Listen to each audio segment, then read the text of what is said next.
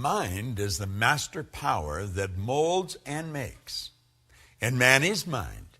And evermore he takes the tool of thought and shaping what he wills, brings forth 1,000 joys or 1,000 ills. We think in secret and it comes to pass. Our environment is but our looking glass. Do you know James Allen wrote those words a little over 100 years ago? I began to study them close to 50 years ago. Every year they mean a little more to me. I want to talk to you here about the law of thinking. Thinking is a powerful force. It's been said that it's the most powerful force we're capable of. Do you know Archibald MacLeish, a Pulitzer Prize-winning playwright, had a character stand up in a play one time called The Secret of Freedom. And the character says, the only thing about a man that is a man is his mind. Everything else you'll find in a pig or a horse. Do you know, it sounds like a funny line, but it's true. Everything else you will find in a pig or a horse. You see, the mind, it's the most powerful force in the world. And thinking is a very, very powerful form of energy. Thought waves are cosmic waves that penetrate all time and space. Now, as we go into the laws of thinking, I want to refer to a few points from Raymond Halliwell. He said, to the average person, life is an enigma, a deep mystery, a complex and incomprehensible problem, or appears so. But it's very simple if one holds the key. You see, mystery is just another name for ignorance. All things are mysterious when they're not understood. But when we understand life, it no longer appears mysterious. Do you know, until I was 26, life was a real mystery to me. It was an incomprehensible problem. And of course, I had many problems.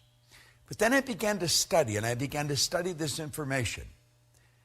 And you know, it took me a while, but as I started to adopt the concepts and adapt my mind to them, my life started to change. My problems started to sort of disappear. I started to earn a lot more money. I was living in a healthy body, very rarely ever being ill.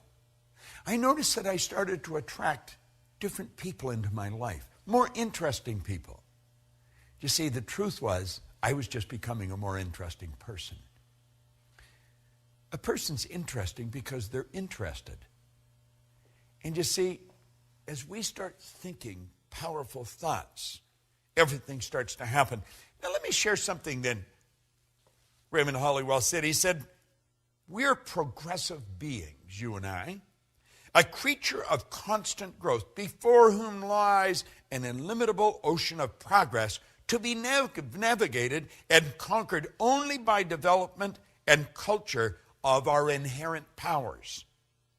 The progress of the individual is largely determined by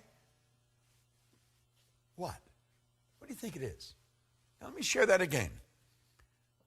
The progress of the individual is largely determined by, it's a good question, isn't it? It's by his ruling mental state. Because the mind is the basic factor in governing power in the entire life. My life and your life, you see.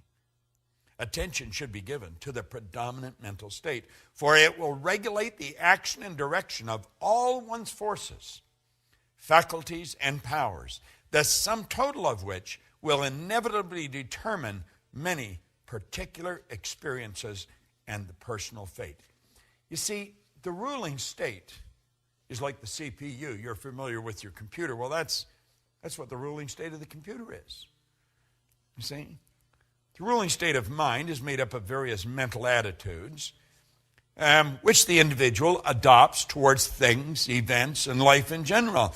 If the attitudes are broad in mind, optimistic in tone, and true of life, his predominant mental state will correspond and exhibit a highly constructive and progressive tendency. Because almost all the forces of the personality function through the conscious mind in one way or another, And as the daily mental and physical acts are largely controlled by the conscious mind, it's obvious that the leading mental state must determine the direction which the powers of the individual must proceed. You see, the ruling mental state is everything. I know that you and I have been trained to believe that we've got to change what's going on out there. We've got to fix this and fix that. And we have literally been programmed to live through our senses, to go by what we hear, see, smell, taste, or touch. But there's been little thought given to our higher faculties: perception, the will, intuition, memory, reason, imagination. And see, they're all our inner faculties, and that's where it really happens. This is where it all begins, inside. You don't have to worry about changing what's going on out there. I don't care if it's your bank account or the health of your body. You're going to find the x-rays will show a different you. The bank account will show a different balance. And everything in life will begin to change as you take over the power of thought. Thought is a very, very powerful force. Let me share something that Raymond Hollywell says on thought. He says thought is a subtle element. Although it is invisible to the physical sight, it is an actual force of substance, as real as electricity, light, heat, water, or even stone. We are surrounded by a vast ocean of thought through which our thoughts pass like currents of electricity, or tiny streaks of light, or musical waves. You can flash your thoughts from pole to pole, completely around the world, many times in less than a single second. Now think of what he's saying. You can flash your thoughts right around the globe several times in less than a single second. Scientists tell us that thought is compared with the speed of light. They tell us our thoughts travel at the rate of 186,000 miles per second. We have a hard time comprehending that. He goes on to point out that our thought travels 930,000 times faster than the sound of our voice. No other force or power in the universe yet known is as great or as quick. It is a proven fact scientifically that the mind is a battery force, the greatest of any known element. You see, the thinker is like the computer processor. When it's finely tuned, it really works fast. You can think, and what you think ultimately produces the results in your life. See, there's laws to thought. I'm going to tell you something that I've learned beyond a shadow of a doubt. The thoughts that you think and turn over to your emotional mind instantly, by law, control the vibratory rate of your body. Your body is a mass of magnetic energy. It truly is. If you put your body in front of an infrared television camera in a completely dark room, you just see it as a glistening, radiating, gleaming form. As a matter of fact, if you could hear it, it would be like a symphonic concert being played.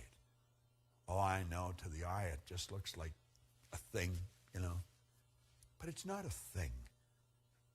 The body itself is one of the most magnificent instruments on the planet, and you live in one. And it's how you think that is going to dictate what this body is going to do. We know that our actions produce our results. If we want to change our results, we've got to change our actions. However, if you don't go to the thought, the actions are never, the actions may change temporarily.